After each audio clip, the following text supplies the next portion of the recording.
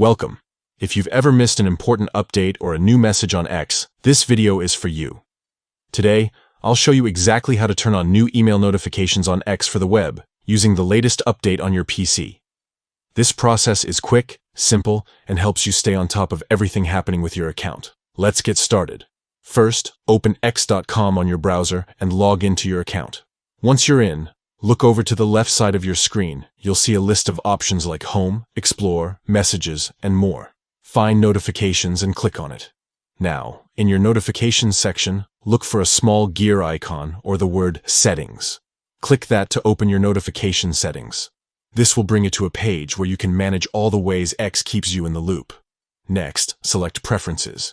Inside Preferences, you'll see several categories for customizing how you receive notifications. Go ahead and click on Push Notifications. Here's where you'll fine-tune what kind of alerts you want to get. Under the section labeled Related to You and Your Posts, find the option that says New Notifications. Simply check that box to enable it.